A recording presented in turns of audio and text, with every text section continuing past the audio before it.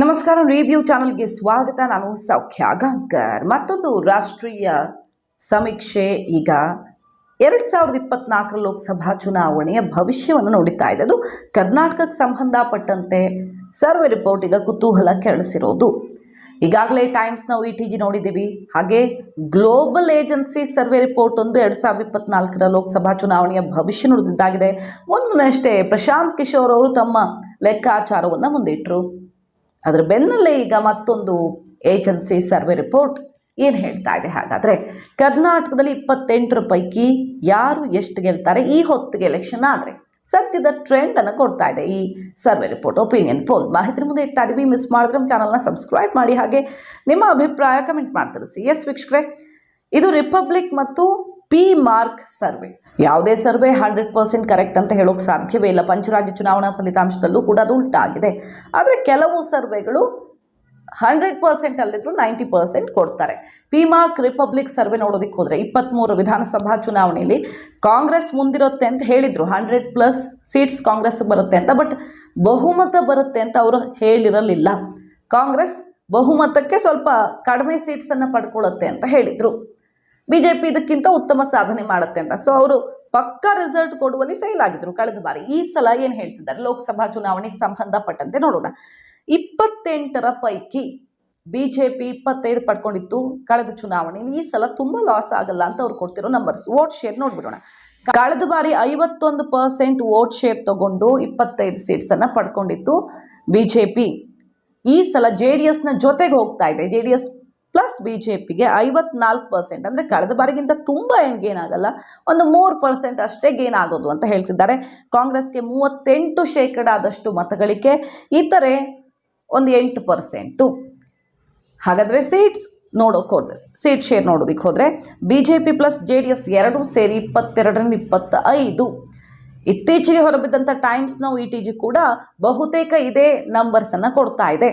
BJP ಕಳೆದ ಬಾರಿಗಿಂತ ಒಂದು ಸ್ವಲ್ಪ ಕಳ್ಕೊಳ್ಬಹುದು, ಆದರೆ ದೊಡ್ಡ ನಂಬರ್ಸ್ ಏನು ಕಳ್ಕೊಳ್ಳಲ್ಲ ಅಂತ ಇಂಡಿಯಾ TV ಸಮೀಕ್ಷೆನೂ ಇದನ್ನೇ ಹೇಳಿತ್ತು. ಈಗಾಗಲೇ 3-4 ಸಮೀಕ್ಷೆಗಳು ಹೊರಬಿದ್ದಿವೆ. ಇದು ಲೇಟೆಸ್ಟ್ ಸರ್ವೆ. ಈ ಕ್ಷಣಕ್ಕೆ ಏನಾಗುತ್ತೆ ಸದ್ಯದ ಟ್ರೆಂಡ್. ಸೊ 22ರಿಂದ 25 ಸೀಟ್ಸ್ ಇಬ್ಬರೂ ಸೇರಿ, BJP JDS ಇಬ್ಬರೂ ಸೇರಿ. ಹಾಗೆ ಕಾಂಗ್ರೆಸ್ 3ರಿಂದ 6 ಸ್ಥಾನಗಳು ಮಾತ್ರ ಅಂತ ಕೊಡ್ತಾ ಇರೋದು. ಅಚ್ಚರಿ ಅಂದರೆ ಕ್ಷೇತ್ರವಾರು ರಿಪೋರ್ಟನ್ನು ಕೊಟ್ಟಿದ್ದಾರೆ. ಕೆಲವು ಹೈ ವೋಲ್ಟೇಜ್ ಕ್ಷೇತ್ರಗಳನ್ನು ಗಮನಿಸೋದಾದರೆ ಕಲಬುರಗಿ ಮಲ್ಲಿಕಾರ್ಜುನ್ ಖರ್ಗೆ ಅವರು ಕಳೆದ ಬಾರಿ ಸೋತ್ರು. ಹಾಗಾದರೆ ಈ ಸಲ ಅಲ್ಲಿ ಯಾವ ಪಕ್ಷ ಗೆಲ್ಲುತ್ತೆ? ಈ ಪಿ ಮಾರ್ಕ್ ಸರ್ವೆ ಪ್ರಕಾರ ಈಗ ಕೇಳಿ ಬರ್ತಿರೋ ವಿಚಾರ ಏನಪ್ಪ ಅಂತ ಕೇಳಿದ್ರೆ, ಖರ್ಗೆ ಅವರು ಎಲೆಕ್ಷನ್ಗೆ ನಿಲ್ಲಲ್ಲ ಈ ಸಲ. ಕಲಬುರಗಿಲಿ ನಿಲ್ಲಲ್ಲ. ಉತ್ತರ ಭಾರತದಿಂದ ಸ್ಪರ್ಧೆ ಮಾಡ್ತಾರಾ, ಉತ್ತರ ಪ್ರದೇಶದಿಂದ ಸ್ಪರ್ಧೆ ಮಾಡ್ತಾರಾ, ಈ ಥರದ್ದೆಲ್ಲ ಹೊಸ ಚರ್ಚೆ ಶುರುವಾಗಿದೆಯಲ್ವಾ. ಆದರೆ AICC ಅಧ್ಯಕ್ಷರಾಗಿರೋ ಖರ್ಗೆ ಅವರು ಬಹುತೇಕ ಈ ಲೋಕಸಭಾ ಚುನಾವಣೆಗೆ ಸ್ಪರ್ಧೆ ಮಾಡೋದು ಡೌಟ್ ಅಂತ ಹೇಳಲಾಗ್ತಿದೆ. ಕಲಬುರಗಿಗಂತೂ ಅವರು ಬರುವಂಥ ಸಾಧ್ಯತೆಗಳು ತೀರಾ ಕಡಿಮೆ ಅಂತ. ಇಲ್ಲಿ ಇವರ ಗ್ರೌಂಡ್ ರಿಪೋರ್ಟ್ ಒಪಿನಿಯನ್ ಪೋಲ್ ಏನು ಹೇಳ್ತಾ ಇದೆ, ಕಲಬುರಗಿಯಲ್ಲಿ ಈ ಸಲ BJP ವಿನ್ ಆಗುತ್ತೆ ಅಂತ. ಉಮೇಶ್ ಜಾಧವ್ ಅವ್ರಿಗೆ ಟಿಕೆಟ್ ಸಿಕ್ಕೋದು ಡೌಟ್ ಅನ್ನೋದ್ರ ಬಗ್ಗೆನೂ ಟಾಕ್ ಇದೆ, ಗೊತ್ತಿಲ್ಲ ಏನಾಗುತ್ತೆ ಅಂತ. ಆದರೆ BJPಗೆ ಈ ಸಲ ಕಲಬುರಗಿಲಿ ಸಿಗುತ್ತೆ ಅಂತ ಹೇಳ್ತಿರೋದು ಅಚ್ಚರಿಗೆ ಕಾರಣವಾಗಿದೆ ಈ ಸರ್ವೆ ಪ್ರಕಾರ ನಾವು ಹೋದರೆ. ಇನ್ನು ಬೆಳಗಾವಿಯಲ್ಲಿ ಕಾಂಗ್ರೆಸ್ ಈ ಸಲ ಅತಿ ಹೆಚ್ಚು ಗೆದ್ದಿದೆ ಬೆಳಗಾವಿಯಲ್ಲಿ. ಬಟ್ ಬೆಳಗಾವಿಯಲ್ಲಿ ಮತ್ತೊಮ್ಮೆ BJP ಗೆಲ್ಲತ್ತೆ ಅಂತ ರಿಪೋರ್ಟ್ ಹೇಳ್ತಾ ಇರೋದು. ಸೊ ವಿಧಾನಸಭೆಗೂ ಲೋಕಸಭಾ ಚುನಾವಣೆಗೂ ಬಹಳ ದೊಡ್ಡ ವ್ಯತ್ಯಾಸ ಆಗುತ್ತೆ ಕಾಂಗ್ರೆಸ್ಗೆ. ಉಲ್ಟಾ ಹೊಡೆಯುತ್ತೆ ಈ ಲೋಕಸಭಾ ಚುನಾವಣೆ ಅಂತ ಪಿ ಮಾರ್ಕ್ ಸರ್ವೆ ಹೇಳ್ತಾ ಇದೆ. ಇನ್ನು ಇನ್ನೊಂದು ಪ್ರಮುಖ ಕ್ಷೇತ್ರ ಈ ಸಲ ಜಗದೀಶ್ ಶೆಟ್ಟರ್ ಕಾರಣದಿಂದಾಗಿ ಪ್ರಹ್ಲಾದ್ ಜೋಶಿ ಅವರ ಭವಿಷ್ಯ ಏನಾಗುತ್ತೆ ಅನ್ನೋ ಕುತೂಹಲ ಇದೆ.